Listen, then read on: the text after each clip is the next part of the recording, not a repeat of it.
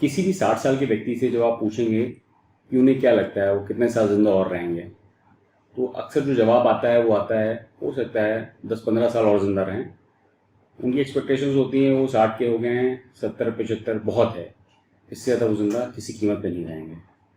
एक लॉजिक उनका ये होता है कि पहले उनके बाबा दादा 80-80, 90-90 साल तक ज़िंदा रहते थे और आने वाली जनरेशन्स थोड़ा सा कम ज़िंदा रहेंगी। 80-90 तो बहुत दूर की बात है, हो सकता है वो 70-75, इससे ज़्यादा वो लोग ज़िंदा नहीं रहेंगे। तो आइए जानते हैं कि उनकी ये सोच सही है कि गलत है। कम ज़िंदा रहने के पीछे उनका लॉजिक ये रहता है क्योंकि डिजीज़, वर्क लाइफ इम्बैलेंस और बहुत सारी पोल्यूशन की वजह से वो कम ज़िंदा रहेंगे। पर डेटा कम्प्लीटली कुछ और ही कहता है।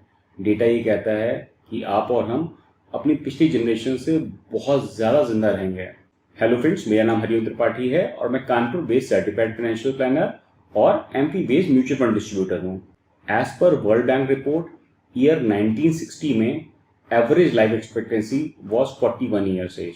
मतलब ऑन एन एवरेज प्रति व्यक्ति 41 ईयर्स तक जिंदा रहता था। कुछ व्यक्ति 80-90 साल तक जिंदा रहते थे, कुछ व्यक्ति 20 साल में खत्म हो जाते थे। तो ऑन एन एवरेज प्रति व्यक्ति कुछ 41 ईयर्स तक जिंदा रहता था 1960 में। एज ऑन 2021 लाइफ एक्सपेक्टेंसी 41 से इंक्रीज होकर 70 ईयर्स पर पर्सन हो गई है। मतलब पिछले करीबन 60 सालों में कुछ 30 साल लाइफ एक्सपेक्टेंसी बढ़ गई है। हम पहले से ज़्यादा जिंदा रह रहे हैं। कोई भी 60 साल का व्यक्ति क्या सोचता है ये एक अलग बात है, पर मेडिकल एडवांसमेंट और टेक्नोलॉजिकल एडवांसमेंट की वजह से आप और हम पिछली जनरेशन से बहुत ज़्यादा जिंदा रहने वाले हैं। ये बात तो खुशी की है कि हम ज़्यादा जिंदा रहेंगे, पर क्या आपने इसकी तैयारी करी है? नहीं। आप और आप जैसे कई व्यक्तियों ने लंबे जीवन की तैयारी करी ही नहीं है। फाइनेंशियली आप और हम इतना इक्विप्ड है ही नहीं कि 80 और 90 साल तक जिंदा रह सकें। फाइनेंशियली वैसे तो हम जिंदा रहेंगे, पर फाइनेंशियली हम टूट जाएंगे क्योंकि हमारे पास पैसा ही नहीं होगा। जो हमने प्लानिंग करी होगी वो 70-75 साल तक के लिए करी होगी, मगर प्रोबेबिलिटी हाई है कि हम उससे भी ज़्यादा जिंदा रहेंगे। चलिए इस बात को मैं आपको एक एग्जाम्पल के थ्रू समझाता हूँ कि अगर हम ज़्यादा जिंदा रह लिया तो फाइनेंशियली हम कैसे बर्डन हो सकते हैं और कैसे हमारे सैलरी पैसे खत्म हो सकते हैं over a period of time. मान लीजिए कोई व्यक्ति 60 साल का है, over a period of time उसने कुछ 1 करोड़ रुपए एक्यूमुलेट करे हैं। ईयरली हाउस होल्ड एक्सपेंसेस उसके कुछ 6 लाख रुपए हैं। इन्फ्लेशन रेट हम कंसिडर करके चलते हैं, मान लीजिए 6% रहेगा आने वाले टाइम पे।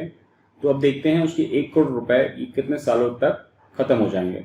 जो ये चार्ट अपने सामने आप देख रहे हैं इसमें 5 कॉलम हैं। पहला कॉलम है एज, दूसरा कॉलम है ओपनिंग बैलेंस, जो स्टार्टिंग में उसके पास 1 करोड़ रुपए थे। इस 1 करोड़ रुपए से 6% के हिसाब से उस साल का कुछ 6 लाख रुपए कमा लेगा।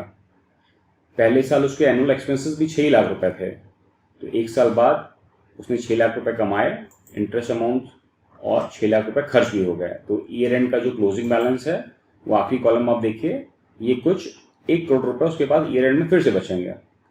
अब जो ईयर एंड का क्लोजिंग बैलेंस था वो स्टार्टिंग नेक्स्ट ईयर के लिए वही अमाउंट ले लेंगे हम वहाँ पे। कहने का मतलब है कि फिर से जो आखिरी कॉलम में आप देख रहे हैं ये वाला फिगर, ये जब वो 61 का होगा, जब इस चीज़ का ये ओपनिंग बैलेंस हो जाएगा, फिर से इस 1 करोड़ रुपए पे नेक्स्ट ईयर उसको कुछ 6 लाख रुपए कमाएगा 6% के हिसाब से। मगर अब इस चीज़ पे आप नज़र डालिए, पहले साल उसके खर्चे थे 6 लाख रुपए, अगले साल उसके खर्चे 6 लाख रुपए नहीं रहेंगे, उसके खर्चे रह जाएंगे 6,36,000 रुपए। तो अब ईयर एंड अमाउंट उसके पास बचेगा 99,64,000 रुपीज़।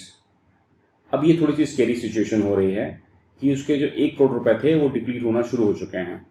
इसी तरीके से आप देखेंगे तो एनुअल एक्सपेंसेस उसके बढ़ते चले जाएंगे, हर साल बढ़ते चले जाएंगे, और एक सिचुएशन ऐसी आएगी जब वो 77 ईयर्स का होगा तो उसका इनिशियल कॉर्पस था जो 1 करोड़ रुपए वो अब 0 हो जाएगा। तो 77 तक आते आते उसके पास 1 करोड़ रुपए नहीं रहेंगे, वो 0 हो चुके होंगे। ऐसा इसलिए हुआ क्योंकि अगर 6% महंगाई का दर रहता है तो हर 12 साल में चीज़ लगभग दुगनी हो जाती है।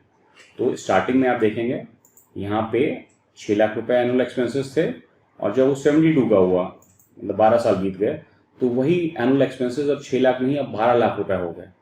इसलिए मैं आपको सजेस्ट करता हूँ कि जो प्लानिंग है अपने रिटायरमेंट के लिए वो थोड़ी सी लंबी रखिए। आपको अजीब सा लगेगा मगर मैं सजेस्ट करूँगा कि 100 ईयर्स की प्लानिंग करिए। मान लीजिए 100 ईयर्स की प्लानिंग करी आपने और आप 80 या 90 पे आपकी डिमाइज हो जाती है, तो जो पैसा बचता है वो आपके नॉमिनी को मिल जाएगा। ऐसा ना हो कि आपने प्लानिंग 70 की करी और आप 80 साल तक जिंदा रह जाएंगे।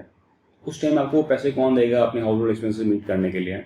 कि मैं बहुत इंपॉर्टेंट पॉइंट बोलने वाला हूँ, याद रखिए कि आपके बच्चों की हायर एजुकेशन के लिए तो उनको लोन मिल सकता है, पर जब आप 60 प्लस होंगे तो आपके household expenses meet out करने के लिए, आपके रिटायरमेंट डेज के लिए आपको कोई भी लोन देने वाला नहीं है।